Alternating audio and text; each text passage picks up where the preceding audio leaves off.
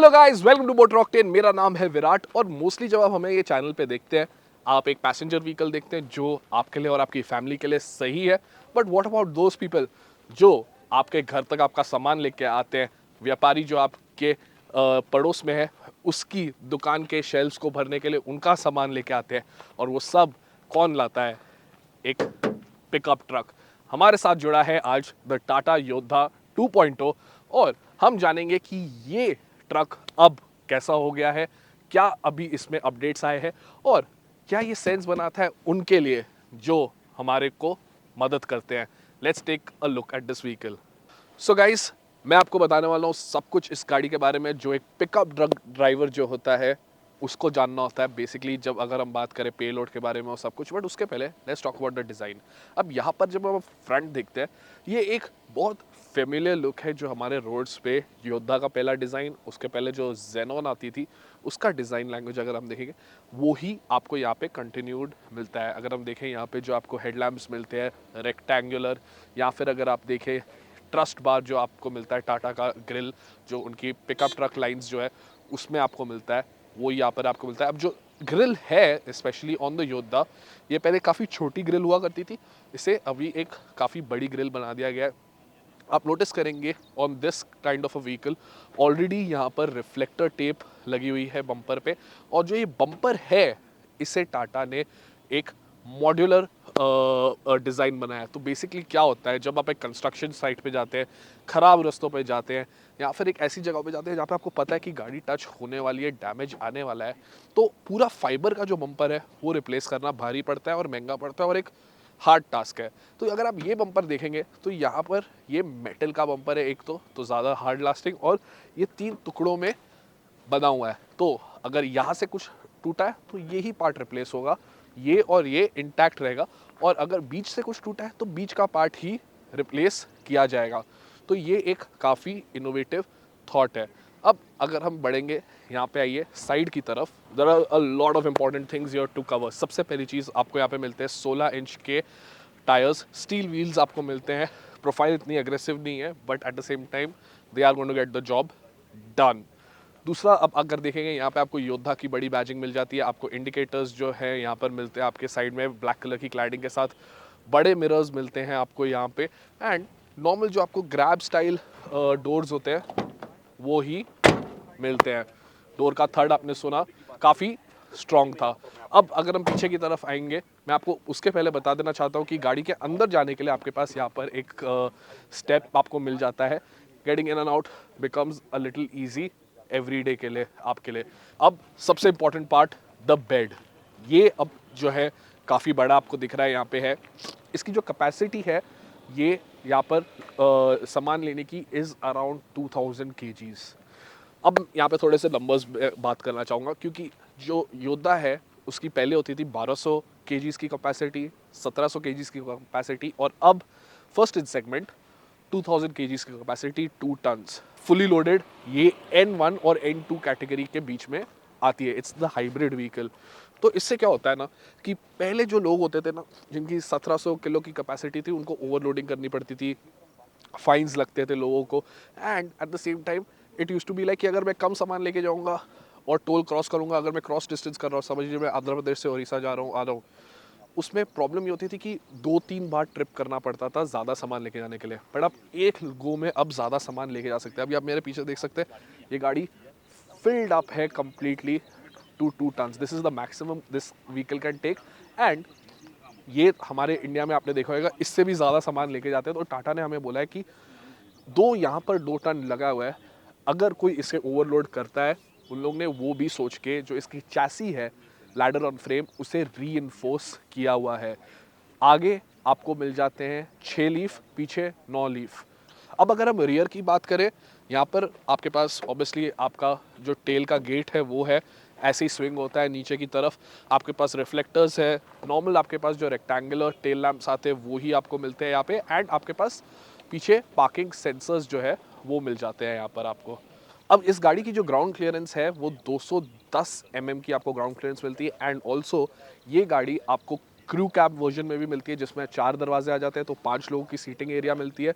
और आपको ये गाड़ी आगे चल के इंडिपेंडेंट सस्पेंशन के साथ भी मिलेगी front independent suspension, not full all around independent suspension. दूसरी चीज़ मैं आपको बताना चाहता हूँ कि ये जो है सारे वेरिएशंस में अवेलेबल है। टोटल 29 कॉम्बिनेशंस के साथ आपको योद्धा मिलेगा। अगर क्रू कैब के साथ 4x4 चाहिए, कि आपको रेगुलर 4x4 चाहिए, अगर आपको 4x4 के साथ आपको इंडिपेंडेंट सस्पेंशन चाहिए, तो ये बहुत सारे वेरिएशंस है जो आप फिट कर सकते हैं विद द योद्धा। आपको अपने डीलर के पास जाके ये सारा कुछ पता लग जाएगा। अब टाटा योद्धा के इंटीरियर को अगर हम देखें तो एक काफ़ी स्पार्टन और बेसिक इंटीरियर आपको मिलता है इस गाड़ी में, क्योंकि it's a commercial vehicle built to a cost. आपका जो डैशबोर्ड है वो एक सिंपल एक ही कलर में आता है। अगर आप इसे देखेंगे इंटीरियर में तो यहाँ पर आपके पास एसी तो है, आपके पास manual AC which is a good thing, and heater भी आपको मिलता है। जो आपका स्टीयरिंग व्हील है वो एक सिंपल स्टीयरिंग व्हील ही है, नो मीडिया माउंटेड कंट्रोल्स और एनी स्टीयरिंग माउंटेड कंट्रोल्स जो आपको यहाँ पर मिलते हैं। आपका इंस्ट्रूमेंट क्लस्टर एक एनालॉग इंस्ट्रूमेंट क्लस्टर है, बीच में एक MID आता है, बस दैट इज इट। दूसरे अगर आपको देखेंगे तो आपको थोड़े से बटन यहाँ पे मिलते हैं। एक इको बोर्ड का बटन मिलता है, एक जो डीजल पार्टिकुलेट फिल्टर को क्लीन करने के लिए बटन है वो आपको मिल जाता है। और अगर डैशबोर्ड पे देखेंगे AC के कंट्रोल्स के अलावा आपको नीचे एक मिल जाता है USB पोर्ट फ़ोन चार्ज करने के लिए। उसके अलावा अगर हम देखेंगे तो यहाँ पर आपके पास जो आपका गियर लीवर है, आप देख सकते हैं it's quite a big gear lever like a truck which it is a pickup truck. Storage की अगर हम बात करें तो आपके पास यहाँ पे स्टोरेज आपके डोर पॉकेट्स में है यहाँ पे, एंड ये देख सकते हैं यहाँ पर आपके पास है इन द ग्लव बॉक्स। आपके पास यहाँ पर जो है कप होल्डर्स जो है वहाँ पे आपको थोड़ी सी स्पेस मिल जाती है कुछ सामान या बॉटल वॉटल रखने के लिए, दैट्स इट। डैशबोर्ड में आपके पास ऊपर भी एक छोटा सा सेक्शन बना है, कुछ सामान आप वहाँ पर भी रख सकते हैं। अब बात करते हैं ये सीट्स की। सीट्स आप देखकर बोलेंगे कैसा है ये रिक्लाइन एंगल ठीक है क्या? अब मैंने ये गाड़ी चलाई है काफ़ी देर तक और मैं एक चीज़ बोल सकता हूँ कि इट इज़ फाइन, कोई आपको तकलीफ नहीं होएगी इसमें। जो आपका सिटिंग एंगल है वो काफ़ी अच्छा है, लोगों को लगेगा ये बिल्कुल स्ट्रेट है, वैसे है इतना स्ट्रेट जितना आप नॉर्मल रिक्लाइन जो करते हैं नॉर्मल गाड़ियों में उतना नहीं कर सकते, but it's a comfortable place to be, क्योंकि यहाँ पर टाटा ने काफ़ी ध्यान दिया है जो है बेंच पे। ये देख सकते हैं आप, इसकी विथ जो है वो काफ़ी अच्छी है, एंड दो लोग यहाँ पर ड्राइवर के साइड पे भी बैठ सकते हैं। पर मैं एक चीज़ बोलूँगा कि यहाँ पर आप नोटिस करेंगे कि कोई हैंड ब्रेक नहीं है। आप बोलेंगे क्योंकि लोगों को बैठाना है इसके लिए, राइट। हैंड ब्रेक जो है वो यहाँ पर ड्राइवर के साइड पे, क्यों? क्योंकि अब जब ये बंदा ट्रक चलाएगा वो घंटों तक चलाएगा इसे, और जब वो जगह अपनी पहुंचता है तो उसको थकावट होती है और उसके पास सोने की जगह नहीं होती नॉर्मली, क्योंकि सामान लादा जा रहा है, डाला जा रहा है, निकाला जा रहा है। वो यहाँ पर आराम से सपाट होके सो सकता है कंफर्टेबली। तो ये एक सोच है कि ऐसा बनाने का, और जो हैंड ब्रेक है वो नीचे यहाँ पर फ्लोर पे ड्राइवर के साइड पे देने का। एक और चीज़ जो आप नोटिस करेंगे वो है कि यहाँ पर आपके पास एक ग्लास एरिया है पीछे भी, अगर आप सामान एक्सेस करना चाहते हैं। और एक और चीज़, ये ग्लास आप खुला रख सकते हैं अगर आप AC इस्तेमाल नहीं कर रहे। अगर आप ये जो विंडो है वो नीचे रखते हैं तो अगर विंडो सिर्फ नीचे रखेंगे तो थोड़ा सफोकेशन होता है, राइट। ये एक अच्छा क्रॉस वेंटिलेशन कर देता है हवा के लिए, तो आप कूल रहते हैं जब आप गाड़ी चला रहे हो, और आवाज़ भी ज़्यादा नहीं आती जब आप एक ही विंडो डाउन रख के गाड़ी चला रहे हो। ओवरऑल अगर आप इंटीरियर की बात करें, ये एक अच्छी जगह है काफ़ी लोगों को जिनको काम के लिए गाड़ी इस्तेमाल करनी होती है, उनके लिए कोई तकलीफ नहीं है। हाईवे पे लंबे रास्ते के लिए रहना है, ख़राब रास्तों पे जाना है, at least you're in a comfortable place. पुराने ट्रक्स अगर आप देखेंगे जो पुराने टाटा के आते थे या महिंद्रा के आते थे, आप देखेंगे उनमें ये सारे क्रीचर कंफर्ट्स लाइक AC ये सब कुछ नहीं होता था। So this is a good step up. So guys, अब हम बैठे हैं inside the Tata Yodha, and right away let's start rolling. So first gear in. सबसे पहली चीज़ मैं आपको बता देना चाहता हूँ, this engine is the 2.2 litre DICOR engine जो 100 brake horse power 250 Nm of torque बनाता है। टॉर्क जो पुरानी योद्धा से हैज़ सिग्निफिकेंटली इंक्रीज। और मैं आपको एक चीज़ और बताना चाहता हूँ, जो ड्राइविंग कंडीशंस हैं हमारे यहाँ पे is with a fully loaded car. So gross weight around जो है इस गाड़ी का अकेला is around 1800 kgs, but with the car fully loaded, और rather I should say the bed of the truck fully loaded, यहाँ पर हमारे पास है ऑलमोस्ट 3.8 टन व्हीकल।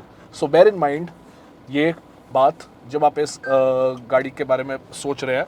सो सबसे पहले मैं आपको बोलना चाहता हूँ, having driven it a little bit on the road, I will just say one thing, it's a easy sedate car to drive, and even with this load, अभी आप देख सकते हैं थोड़ा सा अपहिल जा रहे हैं हम लोग, and it's actually fine. There is absolutely no problem with the vehicle. I'm at hardly 1500 rpm, third gear, absolutely no issues there at all.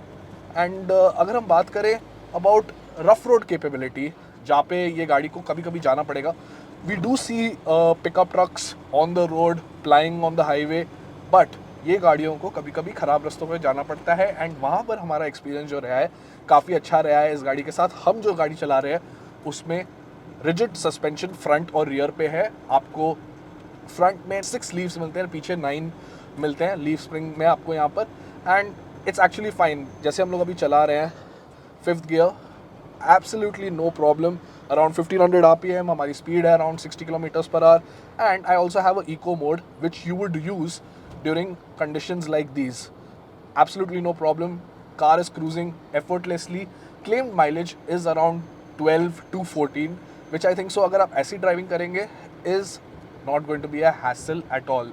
So अभी हम एक ख़राब रास्ते पे आए हैं, एंड मैं आपको बताना चाहता हूँ there was a ascent जहाँ पे हम लेकर गए इस गाड़ी को.